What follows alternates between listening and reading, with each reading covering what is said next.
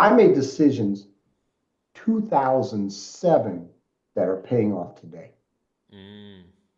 When I got out of the penitentiary. Okay. I make decisions this year. They will not bear fruit for 2 or 3 more years, but they will bear some beautiful fruit. On the streets, and many people who are not on the streets, all we're thinking about is today or maybe a month out. Okay. Man. But what do we do with our finances, with our money for long term? Because it's gonna come. That day will come. As long as God willing, that day will come. So let's prepare and let's create some environments. On my $1 million hustle.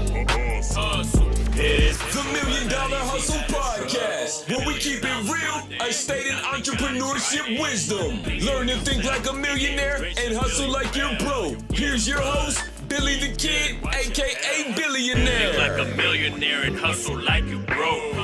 This free game to change your life, you better so. Think like a millionaire and hustle like you broke.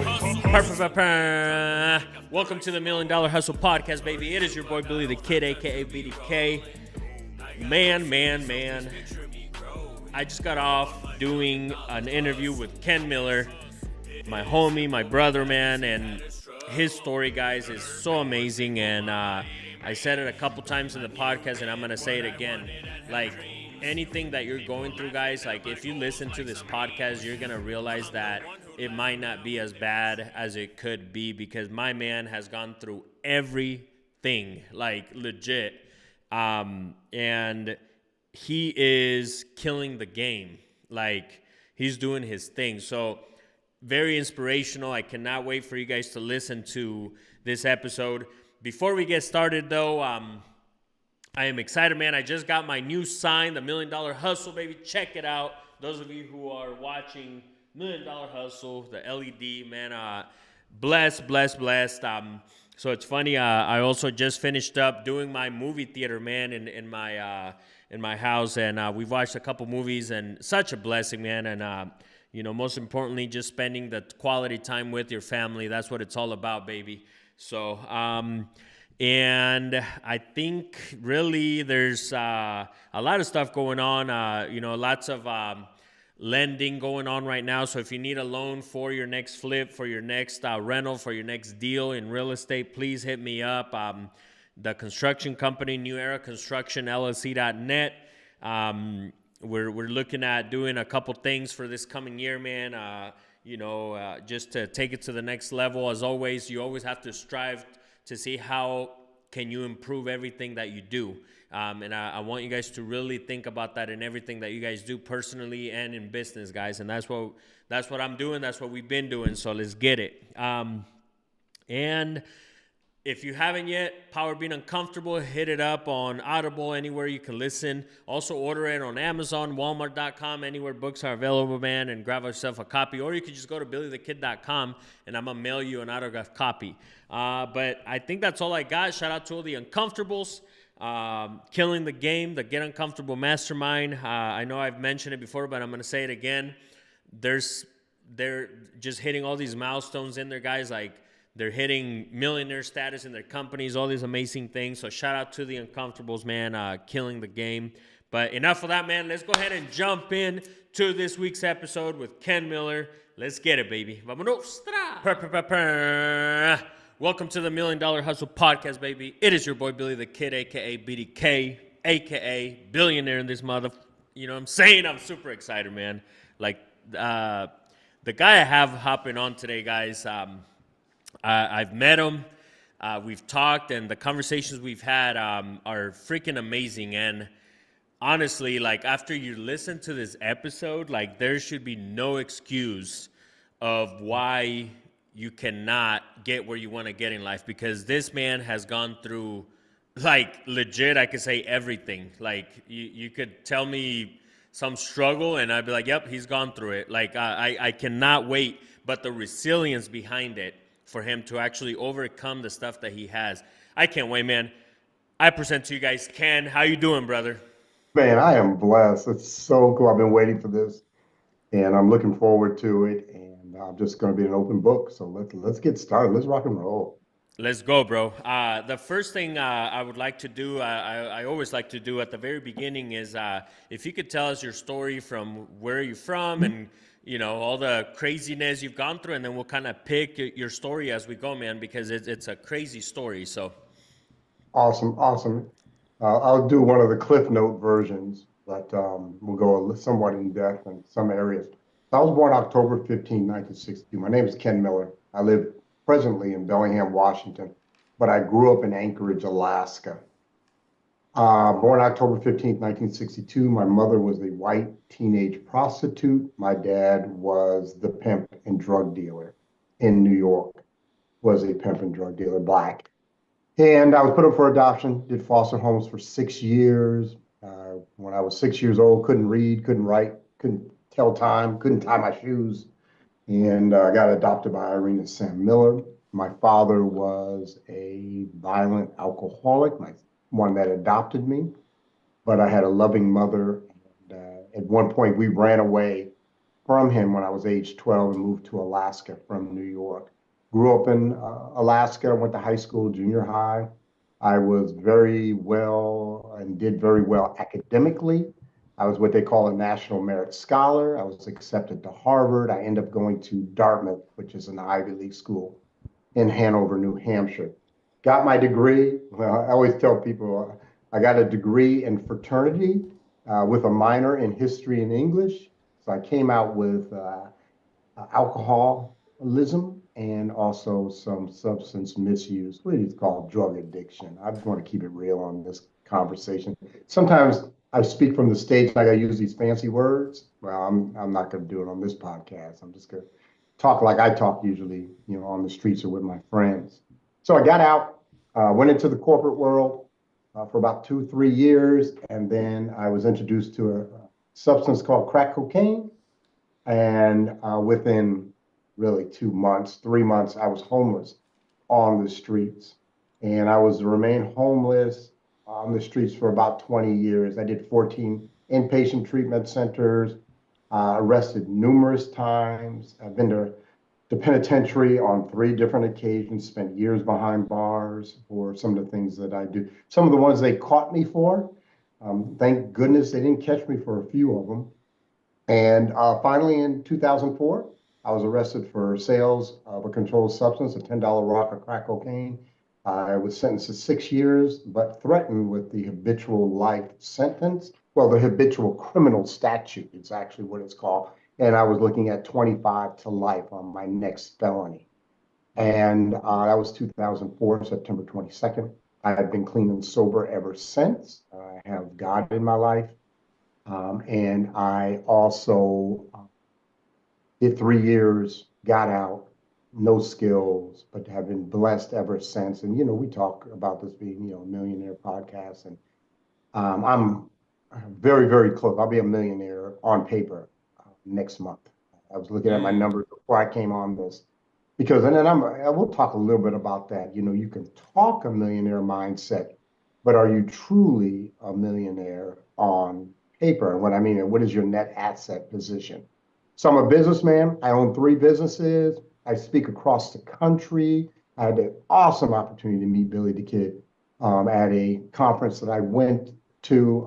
And I know you're real. And that's something that I really appreciate is individuals that are true. And I also, particularly care for individuals that have a spiritual background, but you don't have to be someone that I'll kick it with. But are you real? Are you true? Is there alignment? Is there congruence with what you say and what you do? Because I'm looking at some of my notes, I'm right up your alley. I'm all about action. In the end, it wasn't what I thought. It wasn't actually what I prayed. I was put in the penitentiary for what I did. And it was the right thing at that time for me and society. I have no problem with that. But I put myself in positions that'll never happen again. It'll never happen again. Thank That's you, a bro. quick version. Yeah, no, and thank you. So much wisdom already in there, bro. And not to mention, obviously, your story, right? Like your story is just crazy.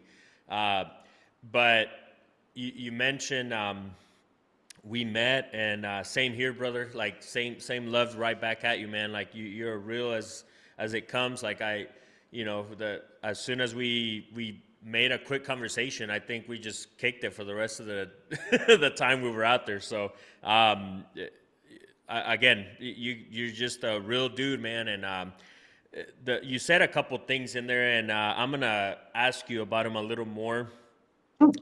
Towards the end, you said it was the right thing to do to put you in the penitentiary, and that takes a lot of self accountability. Which nowadays a lot of people are not accountable for their actions, so therefore they think that they can just be brats at the end of the day, and that's not how life works, guys. Like you have to be accountable. Take accountability for the shit that you guys do, and I promise you that your life will change because of it. And you saying that statement, bro, just like hit me right there because I'm so passionate about that. I cannot stand, and sadly, this podcast is for the 3% of people that are action takers, which we're going to talk about a little more. You mentioned action in there. But sadly, it's also people that have been accountable. So, like, the shit that I've done in my life, I've taken accountability and said, hey, you know what? I did fuck up. We're human. Like, to this day, guys, like, the people that I have around me, whether it's in my construction company or in the real estate business, the music business, I'm the first one to go in there and say, hey, you know what? I messed this up. So let's see what we can do. And also come with a solution. But I want to hear from you, bro. What's your perspective? And when I mean come with a solution, can you imagine, Ken, if like people actually came, let's say that something simple, we'll say, the kid dropped some juice on the floor. We'll say that as an example. And can you imagine if we'll say you have a teenage kid, and the teenage kid, instead of coming to you yelling or whatever, hey, the baby just dropped juice on the floor, oh my God, right? It's the end of the world, blah, blah, blah, hands up in the air. What if they came to you saying, hey, I'm going to go grab a towel and go pick it up. The baby dropped some juice, but I got it. Like, that's what accountability will create, is what is the solution? Let's talk solutions here, because at the end of the day, guys, everything in life has a solution except death. And I want you to drop a little bit on that, Ken, because I'm so passionate about it, man. Sorry, I went on a ramp right there, but I'm feeling it. That's fine. But there's so much that you potentially can, what we call unpack. And I hear certain words, and all of a sudden my brain will go down this aisle, or it'll go down this hallway. And going back to accountability, but fundamentally, it's about truth. What is the truth? What's really going on, right? And if you look at truth and you have the ability and capability and willingness to look at truth, you'll see your part in it. Okay. And you were saying something about, and it was really interesting because as soon as I heard it, I was like, yeah, I get that. We make mistakes, but I'm not a mistake. You see the difference? One is a state of doing. I made a mistake. And what is a state of being? I am a mistake. And when we're in a position where we are in a state of being, in a negative state of being, it makes us very, very vulnerable to hurting others, let alone ourselves. I'm a fuck up. Shit, let me just go out there until the wheels fall off. Let's do this. Okay? Because I'm a mistake. It's the difference between guilt and shame. Guilt, man, I pled guilty every time I went to court. I was guilty. I knew it. I'm not gonna fight this. Come on, let's go. Let me lay this down. Do my little 3 months, my year, my couple years, whatever it may be, and then move on. Because I'm guilty. I know that. That was action. But when you're shame-based, what you say is, I'm guilty, I did something shitty. Shame-based is, I am a piece of shit. Therefore, I'm going to hurt people. I'm going to hurt myself because I'm this. I embody this state of being.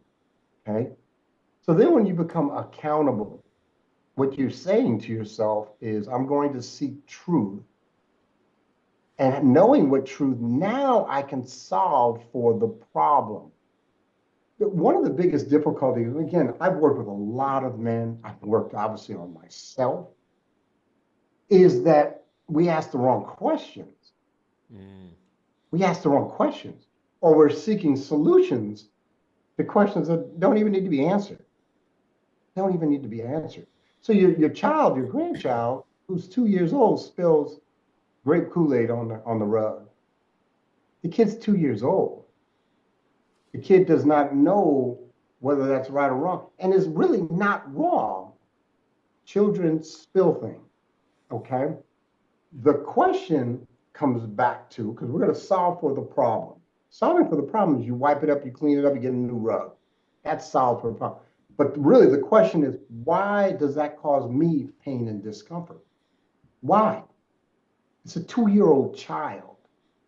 And again, when as an individual, when you're hurting, when you're in pain, it's very easy to see the faults in others and or see it as a transgression against self, against you. Okay. How dare you cause me this discomfort? You know, baby, why are you late? You're supposed to be home at 6 o'clock. It's 6:30. Dinner's not made. We got a problem. No, I got a problem. I got a problem. She's a human. Traffic was bad. Girlfriend called, had to go rush, help out girlfriend, whatever. But I'm mad because my needs or my self-esteem is lowered because, quote unquote, you disrespected me by coming in late. Okay. And I could go down that alley for a while if we needed to. Okay. You know, that's so deep. You know, it's very deep because it just reminds me of like looking at yourself in the mirror. At the end of the day, most people don't have the balls to look at themselves and self-reflect and see what they need to fix. They're so worried about A, B, C, D person, but not knowing that just look at yourself in the mirror, and that's the problem right there. And if you change that, the world will be a better place.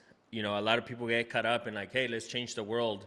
And you've heard this a million times, like, you can't change the world unless you change yourself. And I think that's what I got out of that message, Ken. That was, man, fire. Let me speak to that, Billy. Please. Because you said the balls, and what we're meaning is they do not have the courage. They do not have the willingness to accept the possibility of pain. That's what courage is. Okay? And due to that lack of willingness to accept the possibility of going into that room, because when you go into your mind, I always look at this as a long hallway and there's these doors, and then you have to go into specific doors, go into these rooms which are dark and can be scary, and there might be stuff, when I turn that light on, I don't want to see. Past behavior, past actions, past treatment of others and self. I don't want to look at that because my self-esteem is so lacking that if I have anything that's a cut against me or my self-esteem, it's going to make me feel even more less than. Okay, that's one, is courage. But there's two, is people don't know how to go into those rooms. They really don't have the key or the knowledge of how to go into that room and to think. When I work with my guys, so what I do is I mentor young Black men. That is my passion, okay? Anyone who knows me knows that that's my passion. And when I'm talking with them, I'd say two things. One, we're going to go in these doors. We're going to go in there, we're going to take a look at that because we haven't looked at that or we've kept it a secret it manifests itself by certain actions that you're undertaking today or certain perceptions of others and self.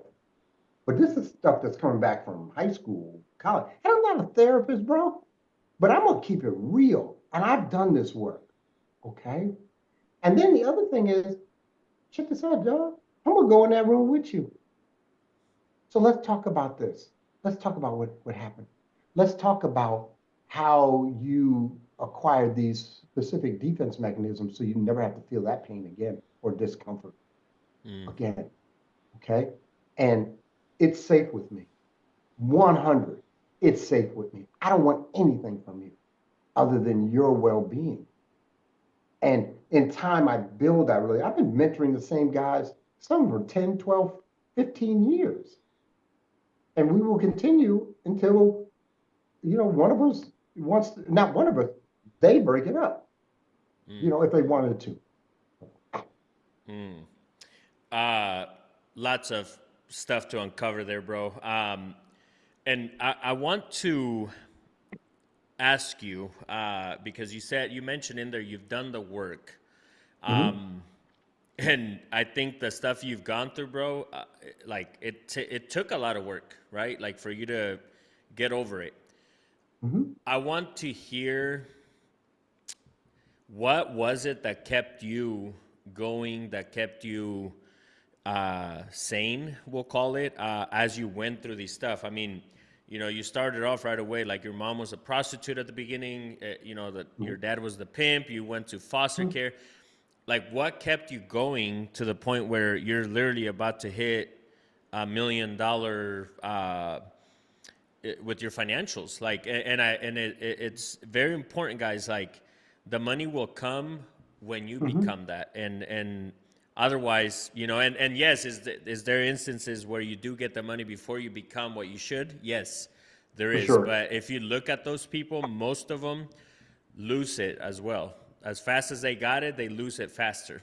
Whether it's through drugs, I always look back, like if I wouldn't have done the work I've done and I would have attained the financial stability, we'll call it, I would have blew it off, 20 years ago when I truly wanted it, right? Like as a teen, or, I want to be a millionaire, or whatever the case might be. I knew that I would have whether it's women, drugs, like alcohol, like partying. And it happens a lot to people that don't become the person they should be first. So I want to hear what kept you, Ken, alive. Like truly, like it sounds crazy, but I think that's what I get from your story, bro. And I told you that, when we met, like your story is just inspirational. And again, there's no excuses. Like those of you who are listening after this podcast, like, anything that you're going through, like you can make it through. Just look at Ken. So if you could elaborate, bro. Some of it was just fortune, literally the luck of the draw. I've been in at least 3 situations where I was 5 seconds away from being killed. Period. Knives and guns. I've gone to kill someone on 3 occasions that I know of, that I remember, because I drank a lot, okay? And then I've tried to kill myself, all right? And I always tell people, I didn't really want to die. I just wanted the pain to end. And I couldn't think of another solution for the emotional pain to end. And it's emotional pain at that point. Some physical too. But what kept me going throughout, and what kept me going, especially after September 22nd, 2004, were 2 things. One is a term we call hope, and that's a perception of future joy, and not even joy, competency. Remember, my biggest problem wasn't the court system, wasn't the judge, wasn't the cops, wasn't the other drug dealers, it was me. It was me, okay? My book coming out in January is Finding Ken. I didn't know who Ken was. And the Ken that I didn't know, I did not like. I hated me. I hated me. But I wake up in me every day. Okay? And then the other one is a spiritual entity, which I call God, which I allowed, well, that's a good term, I allowed to modify my behavior. And what that means is I would pray and say, hey, just walk me through this. I'll do what I believe is God's will, but man, get me to the other side, bro, because I need you and I can't do it for myself. I have failed myself thousands of times, thousands of times. Okay, I'm gonna take this paycheck, I'm gonna put it in the bank, and I'm gonna pay my bills.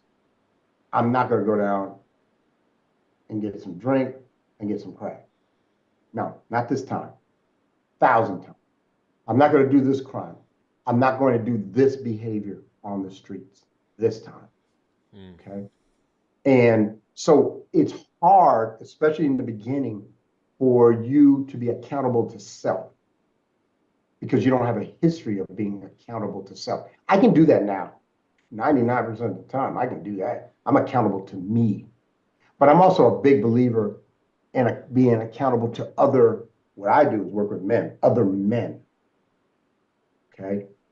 And saying, hey, I'm going to do this. This is in the business, part of my mastermind, part of World Shakers, whatever it may be. But I'm going to be accountable to another person. Then I can check in. And also I get that sense of self-satisfaction when I tell them that I've accomplished X, Y, Z. So anyway, those are the two things: is hope. And then the other one is having a spiritual entity or having some type of presence outside of self to be accountable to. And I love that, bro. Part of my Get Uncomfortable mastermind, we shout out to all the members, man. Shout out to all the uncomfortables in my mastermind. It's crazy. You mentioned, going up to somebody. I've had mentors that have told me, that, you need a partner, right? Like a accountability partner, success partner, whatever you want to call it.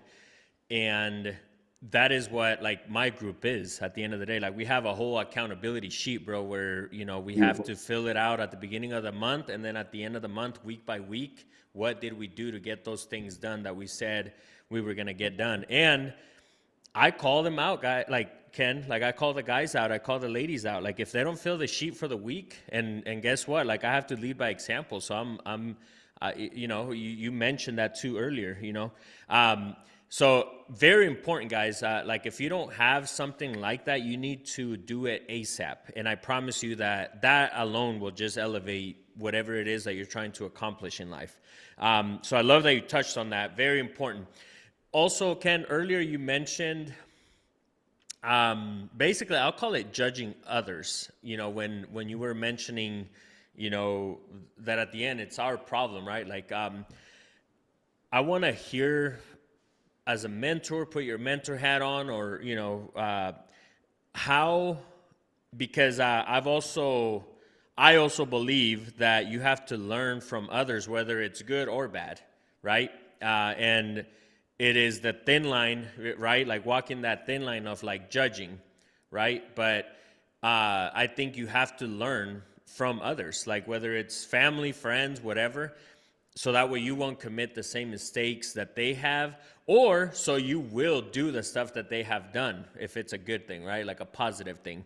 So how have you managed to handle that when it comes to maybe old friends that you had that they weren't on the same page with you, and it takes a piece of judgment for you to decide, hey, you know what, like it's time to cut the cord, right? Like how have you dealt with that? Well, you have to do things differently if you want different results. So the first two times I got out of the penitentiary, I went right back to my old neighborhood, and voila, whether I was on paper, whether I was on parole or probation or not, the same results happened. Okay. And, the third time I made a lot of good decisions. And I made a decision and I talk about this, you are who you hang out with. You are who you hang out with. Mm-hmm. And I made a decision that I was predominantly, almost all, hang out with individuals who are going to be life affirming. The other one, and this is an important one, you are who you sleep with. If you want to keep it real, you are who you sleep with. And if you sleep with one of the girls that's not doing life affirming behavior, okay, whether it's drugs, alcohol, prostitution, whatever it may be. Because I went right back in those worlds. I get out of the pen, I'm on. I got my little jailhouse swell on. I'm looking good, smelling good, talk a good game. But that'll take you down. I always tell people quicker than anything else. Okay, so we get that. They get it late. And then the guys, see, the difficulty is this: who you hang out with, you want their admiration, you want their accolades, you want them to co-sign that you're all right. And in the criminal world, of which I am, was a part of, the drug and criminal world, we have to do criminal activity for them to trust you. Okay? So if you're going to square up and then try to hang out, I can't trust you. I got nothing on you.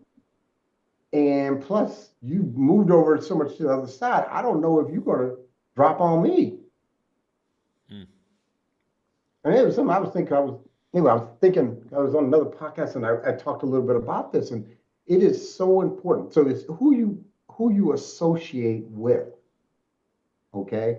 Go kick it, whatever. And so this is the important part, and this is what you brought up, Billy. Do you have the courage to cut them off? That's courage. Okay? Sometimes our self-esteem is so low, we need affirmation.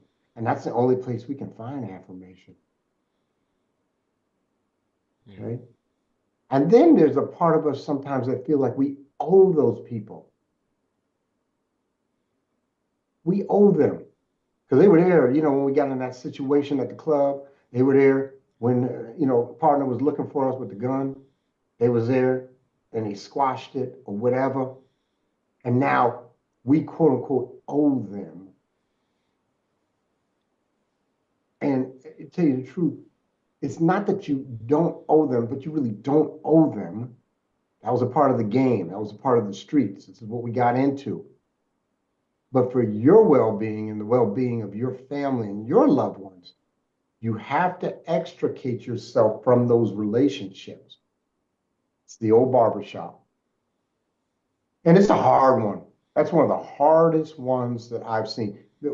I've dealt with people coming out of incarceration for years. I was an executive director of a prison reentry, 180 beds, all that good stuff. I've come out of prison many times. And the two things that I see three things that bring people down quicker than anyone. One, they go back to their old lover, girlfriend, whatever.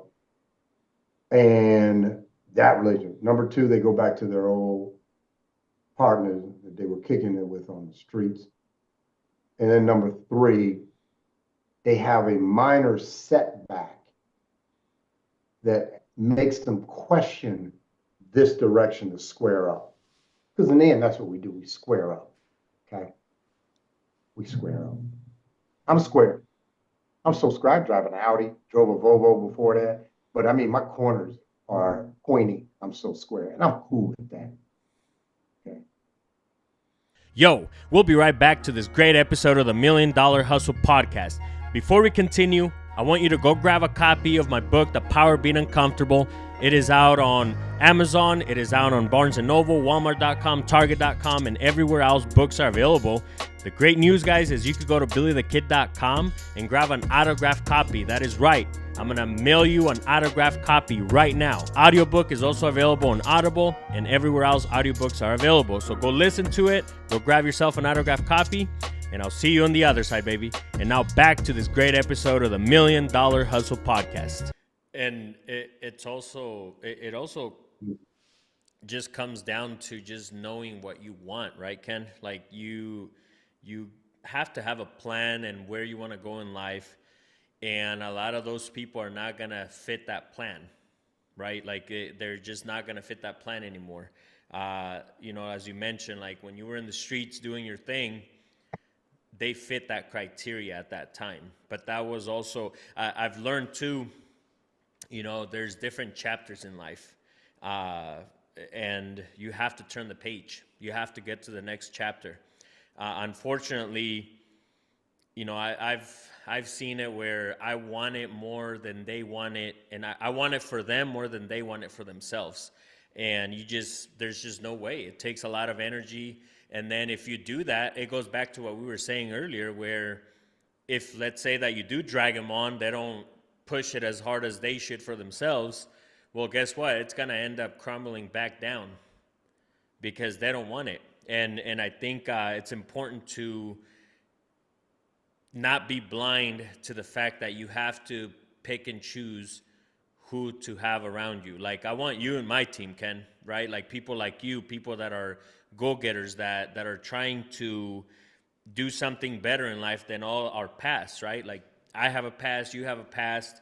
And it's a matter of how can we break those cycles. You mentioned earlier you're passionate about teaching. And if you want to add anything, please feel free to stop me as you need to.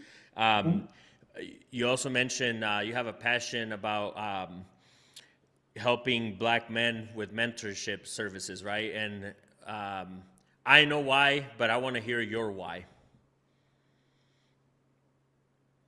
My why do it? Well, why Black men? Yeah, why Black men? Well, it's Black men because that group needs it more than any other group, in my estimation. Plus, I know that world.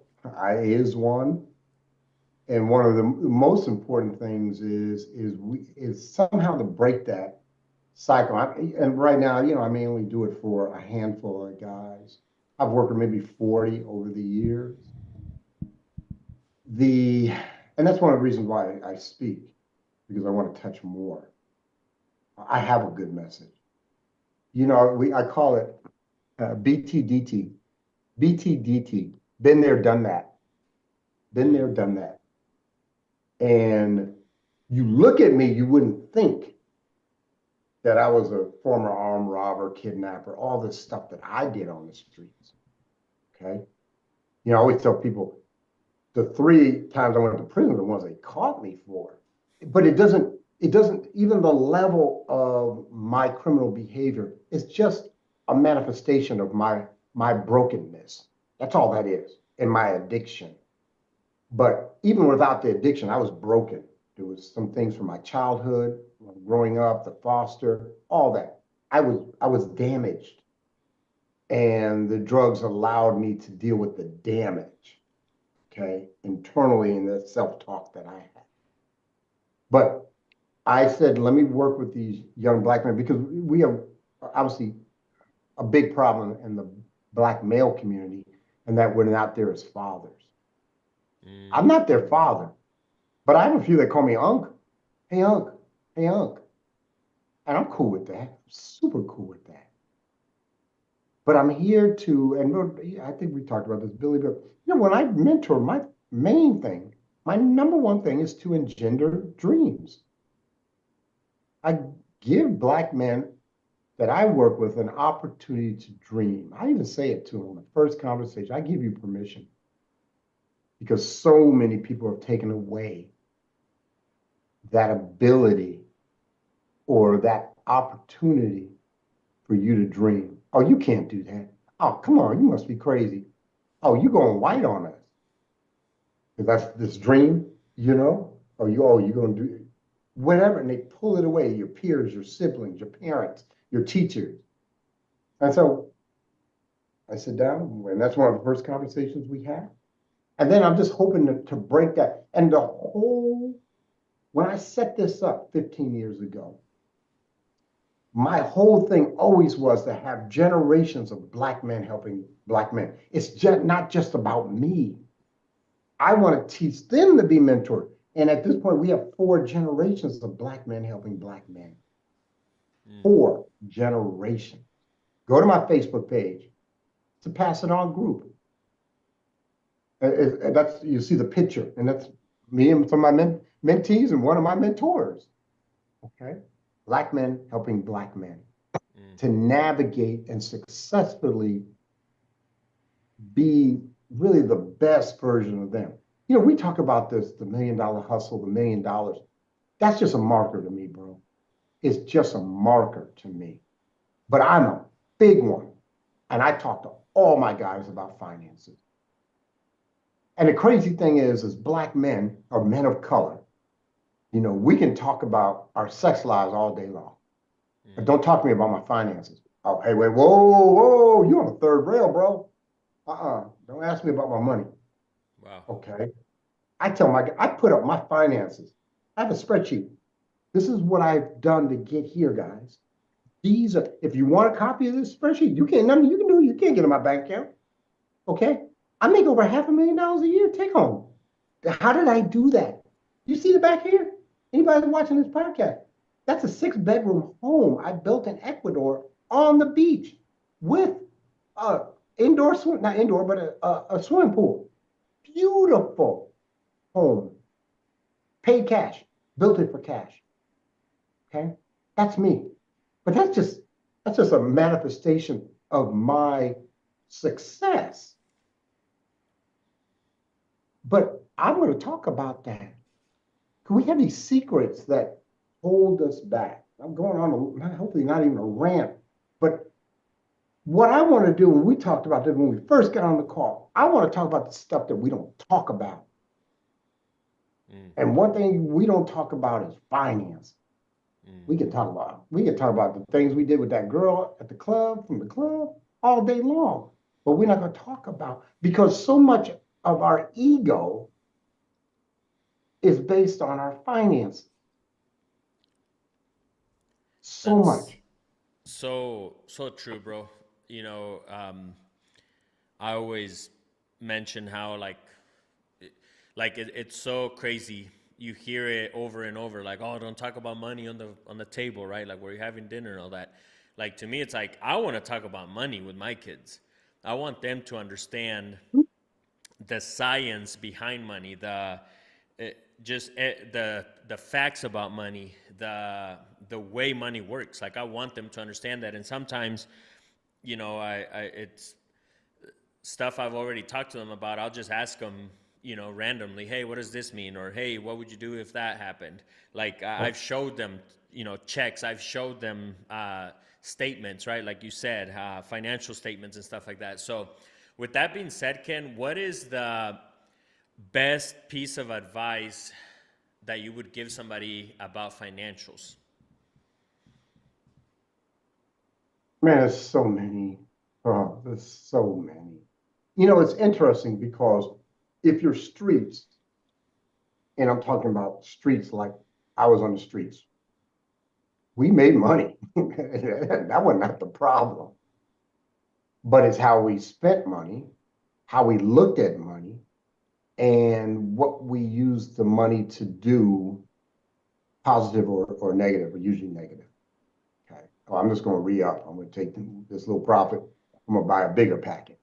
I mean, I could just go on and that.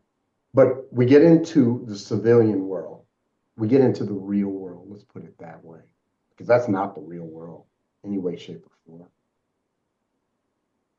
And we're not taught, usually as communities of color, on how money works, how money has power, how debt works, how cash works.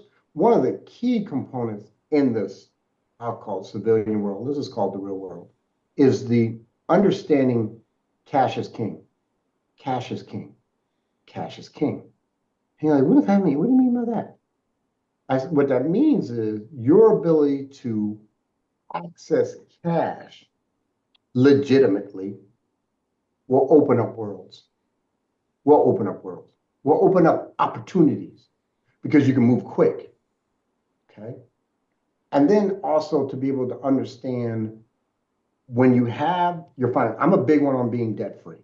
Big one on debt free. Because what that does then is it frees up my ability to stack cash or easily accessible cash that when opportunities have come my way, I can buy in, I can be a part of that. So debt, man, I'm such a big, so we have a thing called bling, and we have the capability of being frivolous with our money.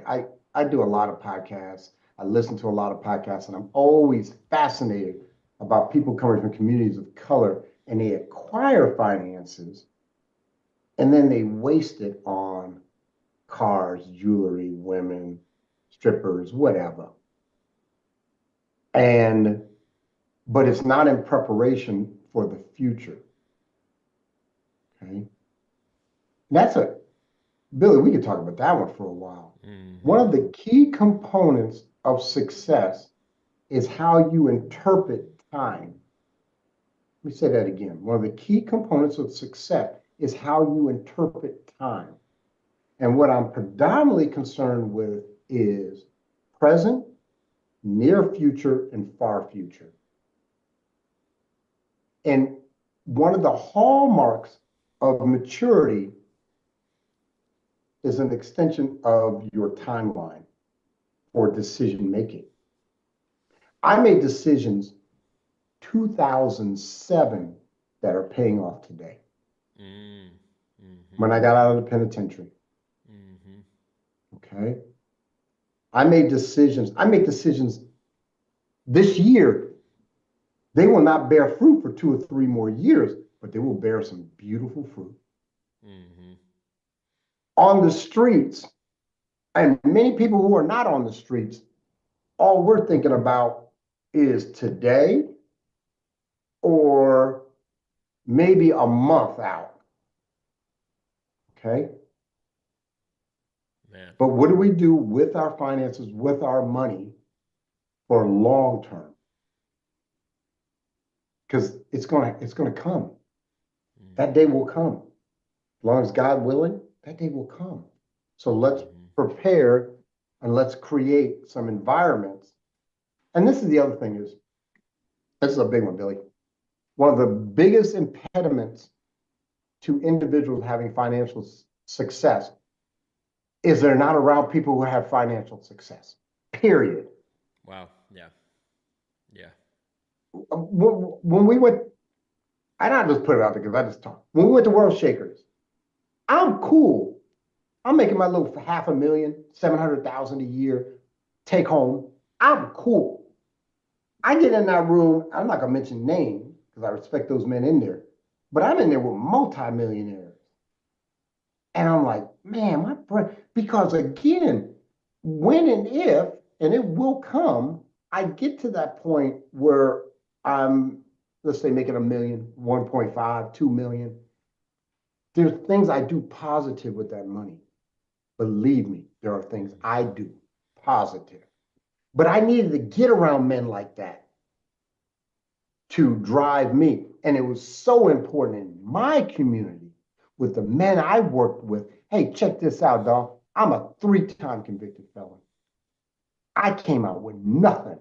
I came out with $2,400 in debt. I got released from prison with $21. Okay? My first job was $6.60, and I couldn't even get a full time. They would only give me 30 hours so they didn't have to give me benefits. Okay? And I'm paying 125 out of that 180, 160 I'm getting a week for the halfway house. So don't tell me about your problems, because I've been there, done that. BTDT, baby.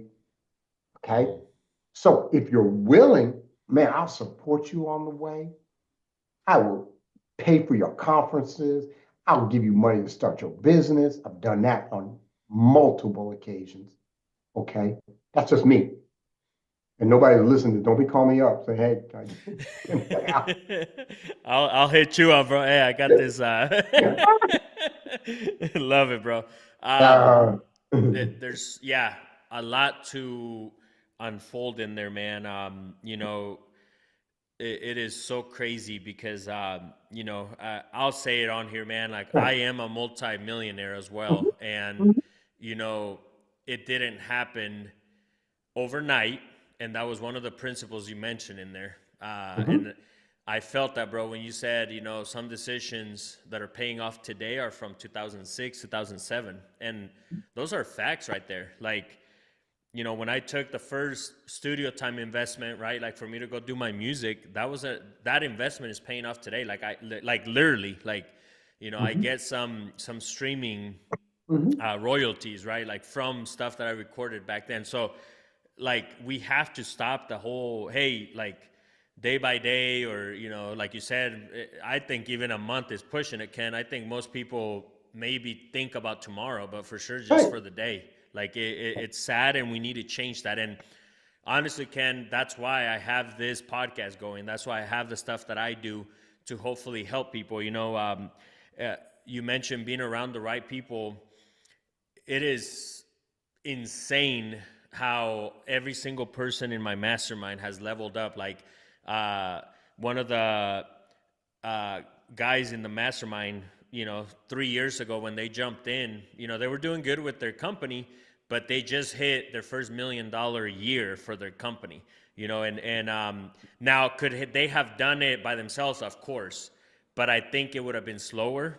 I think it would have been harder, because being around people that you can go in and pop in and ask questions, or just that third, fourth person looking from the outside telling you, hey, you know what, I've done this before, or you should do this for your company.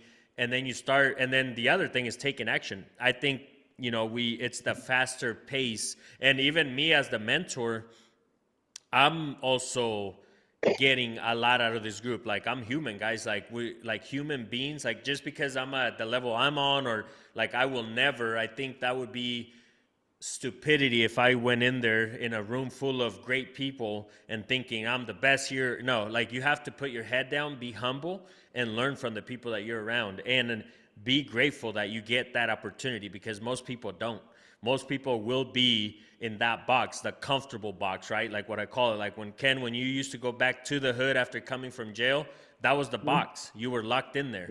And so now with the new people that you're surrounding yourself with, it's science, guys. Like you can only elevate. Like you are who you hang with. I have a chapter called that on my book, The Power of Being Uncomfortable. And, I live by that. You are who you hang with. Love it, Ken, man. Like this has, like, there's so many stuff in here, Ken, that I can't wait to listen to it myself, man, because you have brought some fire. What is the company that you run nowadays? We'll be right back. Before we continue, go subscribe to Billy the Kidd YouTube. That is Billy DHA Kidd. Also, go follow Billy the Kidd Music on Spotify, Pandora, Apple Music, and everywhere else music is available. And now, back to this great episode. Let's go. Hopping out the two-door, wearing number 2-4. Feel like Kobe, though I'm winning, need to do more. My mama sorry, college wasn't for me. Street smart, no degree, just like Kobe. Self-made boss with a suit like a mogul. I'm the new era, you see it on my logo. I have 3 companies, and my first one is Denali FSP. That's the one I started 10 years ago. And I'm a coach, and I'm a consultant for nonprofits, and predominantly we write grants for tribal. My wife's Alaska Native, and we write grants for tribal entities, so tribes all around the country. Very successful. We've done very well. It's a blessing. Second company is KenMillerSpeaks.com. You can go to the website for Denali FSP. You can go to the website for Ken Miller Speaks. And I just put it out there. I ain't afraid to ask. I'm looking for speaking engagement. Just flew in last night from Raleigh, North Carolina, speaking on resilience. Anyway, that's my speaking company. And we're doing good. We just got that one off the ground. And I have a brand new company that I'm super excited to share with the audience. And I started with Derek Green, you know Derek, from our group, and it's called Avis Worldwide Group. So AIVAS Worldwide Group. And what it is individuals in Africa and in the Philippines, VAs, virtual assistants, that are trained in AI. They speak English, they do the Google, they do the Microsoft Office, all that, but they're also trained in Copilot, ChatGPT, a Perplexity, beautiful AI. Anyway, we train them all in AI, and then we put them together with a client, and they are very economical. I don't want to put numbers out here right now because we're still working on some of the fun. Because we just started that one. Oh, we started that one about 5 weeks ago, 4 weeks ago, and working on the curriculums, working on the training. We already have some people placed. And the reason I did that, I just want to say this, Billy. The reason I did this was two. One, I wanted to help the people in Africa and the Philippines because it's not really a moneymaker. We haven't monetized it to be a big moneymaker. Don't care about that part. But when I'm talking to people in the Philippines and Africa, and $500 a month is good for them, I'm like, man, I want you to be able to support your family. I want you to be able to meet your needs and the needs of your loved one. And if I can hook you up because you have that skill set, and now with technology. So that's Avis Worldwide Group. We'll be doing our soft launch in January, literally like a month away. And then we'll get that going also. So those are the three companies I run. And, again, just blessed to have all those. Love it, man. Love it, bro. And like one thing you kept mentioning that I don't want to, well, you mentioned a lot of things, bro. And like, unfortunately, we only have the hour, right? But maybe we have to do a part 2 or something. But Let's do it. you mentioned manifestation quite a bit. Can you talk to us a little bit about that, please? Be honest with you, what do you mean by manifestation? That's the question I have for you. What do you mean So, by manifestation? I think okay, let me talk about this. And real quick, because I'm big on that, bro. Like my whole life has changed. Manifesting the life that I want, and also the life that I'm gonna have. But I think that people have this like negative towards it, like, oh well, you can't just. Because also, guys, like I think people forget it takes action too. It's not just like, oh, I'm gonna think I own a house in Ecuador by the beach and then not do shit about it. Like you have to fucking get your ass up out of the couch and go chase it. Like it's not gonna fucking just happen either, right? Like magically. So I heard manifestation, and I kept hearing manifestation through your journey. So that's the question I have: is what is manifestation to you? It's a couple of things. So we go back to the Bible and go faith without works. That's all that is. Faith without work. What it means is the faith is for the future. Faith is always about the future. I have faith that God will walk me through this. I have faith that God will heal. I have faith that my spiritual entity, again, I try to keep it broad for everyone, is going to produce something or create something or allow me to be able to deal with something in the future, okay? But what we're talking about is the future without action equals zero. It doesn't manifest. It does not become reality. So when I talk about manifestation, what I'm talking about is the dream, the aspiration, the mountaintop, we'll call it, and what is the plan, the grind, the work, the habit, the action to obtain that desire. Because in the end, it's a desire, okay? And we can desire good, we can desire bad or evil, but it's a desire. And so when I remember, I said my first question I asked my guys, you could put it that way, is what is your manifestation? Okay. What is your dream? But it's great to have the dream, to articulate it. First of all, the first step is you got to articulate the dream. You can't say, I just want to be rich. That's not a dream. That's a statement. Okay, I want to make $6 million by the time I'm 40 years old. Cool. Okay, how are we going to manifest that? How are we going to do that? Okay, let's put together the plan. Let's work the plan. Let's modify the plan over time. Let's have faith that this future state of being can happen. So I'm a big one on the manifestation. I'm a big one. I can go more into the spiritual realm. I can go more into the temporal world, or, the action world. I can give steps. I'm always listening to how it's done too. Because let me put it this way, the plan is so important. But the problem is, so many times we have a plan up here. I'm a big one. You need to write down the plan. I'm getting ready to go take December 15th. I shut down for the rest of the year. What I mean by shut down, I don't really do anything in my work, but I really am working, because I will audit the year before, and then I will set up my plan, which will modify throughout the year. But I have a plan. I have a dashboard. I have a budget. All the things I need to do, or we need to do. I have my company, the knowledge with my wife. But I will work on those so I can manifest that vision of where I want to be. I have a goal. And let me just say something about you being a multimillionaire. I honor that.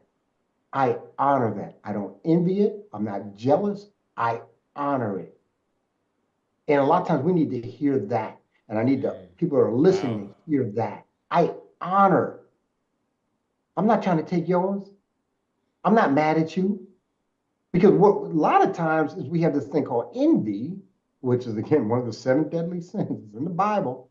We have this thing called envy, which means I want what you have, but I don't want to go through what you went through to get it.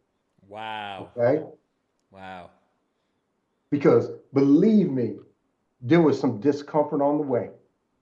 You can't legally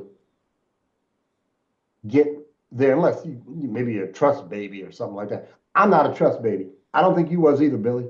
I could be wrong. I could be wrong. No, I don't think you was either. That'd be cool, bro, if I was. No, it wouldn't be. Let me push back on that one. That's how I am. No, it wouldn't be cool. Right. There is such a satisfaction. There is such a, let me put it this way. If I was broke tomorrow, bro, I could come back up to $500,000. Yeah. Probably in a year or two. Yeah. If I was broke. You talk almost any millionaire that's earned it themselves. Yeah. Yeah. Will tell you, oh, I could lose it. Man, the first million is the hardest. It took me from let's say from 07 to literally this year to get the million. Okay, and I'm talking about net asset position. The next million or next $500,000 is going to take me another year. Yep. Year and a half at the most. So true. Okay? So anyway, I honor that. And I'll say one other thing. I honor it because of your background. I'm going to tell you the truth is, people of color, Hispanics, African Americans, others of color, it's more difficult for us. And a lot of it is because we don't have the mentors, we don't have the teachers, we don't have the support system. We're not in those rooms that we've been in. Okay? And when I looked around that room, I'm like, how many people of color in here, And it wasn't a lot. I'm just going to say that. It wasn't a lot. But again, and that, let me make one more. I hate to say, bro, sometimes we got to get out of our peoples. We just got it. Especially if we can't find, I don't know of a Black mastermind that's all millionaire men. I don't know of one. I just don't know of one. If somebody does, contact me. I would love to tap in. I'm not gonna say I'm gonna join. I'm gonna tap in, sit back in the cut, listen, and maybe join them. But I do have masterminds that are predominantly white, and I'm cool with that. Because again, I'm trying to achieve where they're at because it takes care of my family. And I'm all about my family and my dream and my aspiration. Okay. But again, we're much more rare. So again, I honor. Wow, man. All right, bro. Jesus, so much fire, bro. Yes, Jesus. Amen, amen. Let's go. Hallelujah. Yeah, we have to wrap it up. Otherwise, I could sit here and talk to you, Ken. But obviously, we got each other's numbers, bro. And anytime you need something, bro, you just holler, man, and I'm there. You're the kind of people I want around me, going forward in my life, because it's relatable. There's a lot of stuff that you've gone through, bro, that I can relate, and to see the star you've became, bro, like it's just amazing, man. And you mentioned God earlier, and it wouldn't happen unless you had God working as well along with you, and you did just that, bro. So I commend you for that, man. We have to wrap it up because you have lives that you have to go change, bro, and you do your thing. You mentioned starting to plan for next year. I love that. I do want to bring up the last 3 questions to you that I ask every guest. And I've been looking forward to this because of your past, bro, and because of all the amazing things that you've done since. The first question that I have for you is, if you were to look at that young kid, the young teen, all the craziness that you were going through at that time, if you were to look back and say something to that boy, what would it be? I love you. That's it. I love you. Because I didn't hear that from a black man. My father did not say that to me. You'll get me crying. But that's what I would tell him. I love you, and you're loved by an older black man. Some of the guys I work with, I tell almost all of my mentees I love them. Hey, I love you, bro. I love you, man. And it was hard in the beginning because on the streets, we did not say that. Yeah. That's not how we talk in the penitentiary. Wow. Okay. So I had to break that script. And I'm true. I love you. Anything I can do, that's legal within reason, I will do to support you. But I had to say that to myself too. But I would say it to that young. So funny. I just thought about that question yesterday. That's wild. I didn't know you were going to ask that. But what's the next question? Man, and bro, I just want to add on to that. It's so crazy because you mentioned doing that to the people you surround yourself with, your mentees. I do the same thing, bro. Like after we end our calls with a prayer, man, every Thursday when we meet, that's the last thing I say is love y'all, man. Or when I speak to any of them one-on-one, anybody, you, bro, like I got love for you, man. I love you, bro. Like, that's the kind of people that we have to surround ourselves with. And the nice thing is that you actually see it. It's that domino effect because, I remember when a few years ago when I started doing it to friends that are still around that are, productive and doing the right stuff, right? Like they've changed along with me, right? And I'll say it on Facebook, I'll text it to them, and then guess what? Other friends will start doing it as well. Or they themselves, I've noticed a lot of friends are doing it as well. So it's just, you can't lose with love, man. So I love that, bro. And it's so true. We have to change the script because I didn't get that from my mom growing up either, right? Like, and nowadays I say it first to her. She's still, learning all that. But anyways, love it, bro. The next question is, so the $1 million hustle, bro, is obviously things that you have to do, habits, whatever you want to call them, that you have to do in order for you to get there, right? And essentially, it's going to be a book.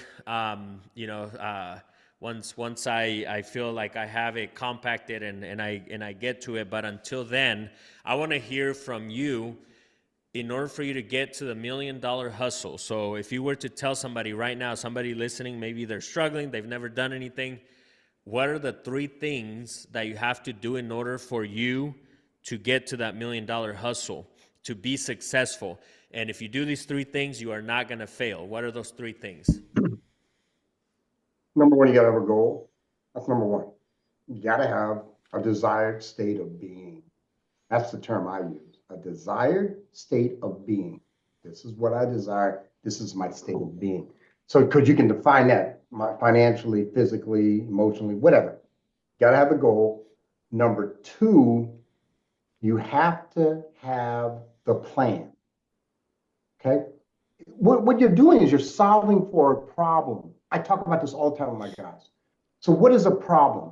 A problem is a set of circumstances that seeks an answer or a solution. So what we have is, so I said, people, give me an example of a problem. They'll say 2 plus 2. That's not a problem. That's a statement. 2 plus 2 equal is a problem. Okay? Because that's seeking a solution. So we have the problem. The problem is our present state of being is XYZ. We broke and we a joke. Okay, that's our problem. But I am seeking equals a desired state of being where I have $500,000 in the bank, I have a home that's paid off, and I have a loving wife and children, and I'm a child of God. Again, this is, you have to, each individual. Okay. Then this is, because I only have three, I only get to have three. My third one is you have to be comfortable with pain, period. You have to get comfortable with the grind. You have to get comfortable with setback. You have to get comfortable with falling down. A lot of people can't deal with pain. And I could talk about that literally for an hour, but I'm not. But the key thing is, can you deal? That's the grind. There's no grind without friction. Think about it. There's no grind without friction. Okay? And if you learn how to grind, I was looking on your shelf in your books, I saw the hustle on there, and I think of hustling, I think of grinding. Hey, what we called it on the street? I'm going out to grind. I'm going out to sell drugs. I'm grinding. Okay? But I took that and put that into the legitimate legal world, and I grind to this day. I'm in my office at 5:30. I do well. Like you, we do well, but I'm still grinding, bro. I probably grind. I tried taking a little time off, and it felt so weird. I'd rather grind, start another business. Okay, so that's it. Pain, being able to absorb, understand, and work through pain, have a plan, have a goal. Boom. I love that, bro. And you mentioned the hustle. You know, it's funny, $1 Million Hustle. As you go through these levels, you know, and it's something that I love preaching because, you know, there's also, it gets to a point too where you do have to enjoy the fruits of your labor. And it's funny because all I knew was hustle, right? Grind, whatever you want to call it. Like, that's all I knew, and that's what it takes. Like, you have to. I mentioned it earlier. Get off your fucking couch and go chase it, man. Go hustle. But I will say that the goal is to get to a point where you're not, you know, and this is where I struggle because I love the hustle. I love that. And you mentioned, like, you know, this is why I'm doing this podcast. Like, legit, nowadays, it's more, I'm on the purpose side, right? Like, my passion. Like, I'm not, you know, literally painting for my construction company or for my investments that I've made. Like, it's all money working with money. And it's important to know that you also have to understand that, you know, it gets to the point where you have to learn how to, and I don't want to say balance, but that's the first word that came to my head because there's no balance at the end of the day. It's crazy. Like you said, bro, like you have to be comfortable with the pain, grind, like all that. It's so true. And there's no balance at the end of the day, but you have to be okay with knowing that at one point you have to also work smarter at the end of the day. And for sure. That's why the whole hustle and grind and all that, just know that that's what it takes, but it's not forever either. And also, once you get to that point where it's not forever, you have to chase your passion and the purpose, right? Like you speaking nowadays, bro, that's a passion of yours, right? Like, you know, and I think that because I've spoken in stages and it's a career that I'm also taking on, right? And it goes along with my music. I perform at big stages before, small stages and all that, but it's a passion. So anyways, I just wanted to mention that, man, because I love that you brought that up. last question. So Finding Ken, when is it dropping, bro? And then, Oh man, I wanted to drop that in and I hadn't said anything about that. So I'm so excited, Billy. You just don't know. I have your book and it's so cool when I meet people that have their books. And people have been telling me you need to write a book. You need to write a book. You need to write a book. Because we touched on 2% of the stuff that I've been involved with and the lessons that I've learned. Because I'm not here to write a book that just tells you about all the ugly and all the crazy things I did on the streets and in the penitentiary. That's not the reason. That's not who I am today. That's like glorifying this stupidity of this addiction or whatever it may be. But anyway, the book is called Finding Ken, A Black Man's Journey from the Ivy Leagues to the Streets, the Penitentiary, and Back. It will be released in January through Signature Message company, our buddy in LA, and Stefan. And I'm super excited. I'm going to promote it strongly. Hopefully do some book work, book tours. It is not going to be, it's going to be an easy read, but I keep it real. Anyone who knows me, I keep it real. This stuff we haven't even talked about that, that it's sensitive to others, not to me. I wouldn't say it. But anyway, it's coming out in January. I'm going to do hopefully a bunch of podcasts. I'd love to come on again after after I've published it. And maybe we get, it's not even really the promotion. And I want to say this, it's real important I say this. Again, I am not doing this for money. I'm not doing this to make money. All I want this book to do is get me on more stages so I can share my triumph and my glory to God. Okay, that's what I want to do. I want to give people hope. I want to inspire them. I want them to understand that it can be done. Been there, done that. And look at me today. I am so comfortable in my skin. Mm-hmm. And at one point, I tried to kill myself. I tried to destroy myself. Okay? Wow. I love me. I love Ken. Ken, good people. Okay? Billy, you good people. Love you, bro. Love what you've accomplished. Love that you got this podcast. Love that the people that you help, you are helping people. All our staff members, we're helping them, feed their families. And the people we work with for free. And this stuff that you're doing behind the scenes, I don't even know about. The stuff I do that you don't even know about. That's cool. I don't need to, go on the stage and, I'm doing all this stuff. Look how great I am. No, my glory comes from God. And my glory, my sense of worth comes from knowing internally that I'm doing the right thing. Love it. Man, fire, bro. And then besides your book, bro, real quick, what's a book that you would recommend that has maybe changed your life? 100. Every man I work with, all 40 I've worked with over the last 15 years, read the first two books are always the same. And that is the 6 Pillars of Self-Esteem by Nathaniel Brandon and The Speed of Trust by Stephen Covey. I highly recommend each of them. And let me just mention one more thing on that, Billy, because I appreciate you going down that alley. In January, I might have to do it now to be accountable. I'm starting a book club, free, for men, only men, of color, and it includes Hispanics, Black. If you identify, and I'm just one of the people, if you identify, okay, I'm cool. But it's going to be a book study. It's going to be a mastermind book study. And we'll start off with one of those 2 books, but it's not about me. I'll lead it. But then within the group, I'll have the next person stand up, and it's going to be your nonfiction book that we're going to do a book study on. Because it's not all about me. But anyway, that starts up in January. So I'm putting that together right now. And it's free. Free for me. Love it, man. Love it. Where can people find you, bro? Best way to find me is LinkedIn. I believe is LinkedIn. I mean, I'm a very open person.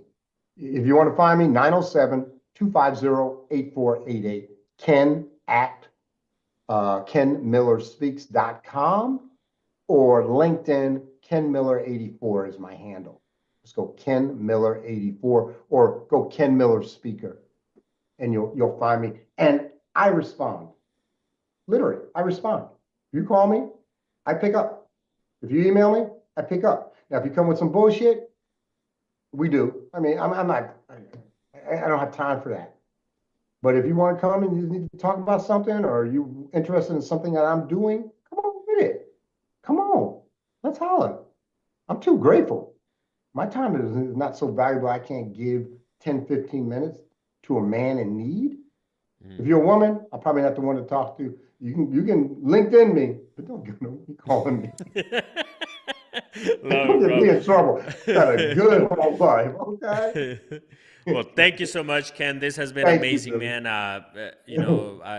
Again, I started it off by saying it, and I'm gonna say it again. Like, if this man doesn't teach you resilience and just change and success, you have no, whatever story you have no excuse, man. This man has been through it all. Thank you so much, Ken. Any final words before we get out of here, man? Yeah. My final words is this. Thank you. Whoever is listening to this podcast, thank you for investing in yourself. Because you only have capacity in two areas, time and money. And you've taken some time out of your life, whether you're busy or not, I don't care, to invest in yourself. And so I hope this has been a value added. Keep hanging with Billy. Keep watching his podcast. He's good people. He's good. The highest compliment I can give a man is you're good people. And so I want to thank all those that are listening. Thank you, bro. Love you, brother. I appreciate your time, man. Yeah. This has been amazing. Those of you who are listening, make sure you subscribe to my YouTube at Billy the Kidd. Follow me on Instagram. Follow Ken as well. And tag us in your story when you watch this. That way he can reshare, I can reshare, and we could all just spread some positivity out there, baby. Until next time. Vamonos. Close-minded people mad at me that I'm speaking facts. Or maybe could it be that I'm getting racks? Open your mind, gotta open it to receive. I'm always 10 toes for what I believe. Close-minded people mad at me that I'm speaking facts. Or maybe could it be that I'm getting racks? Open your mind, gotta open it to receive. I'm always 10 toes for what I believe.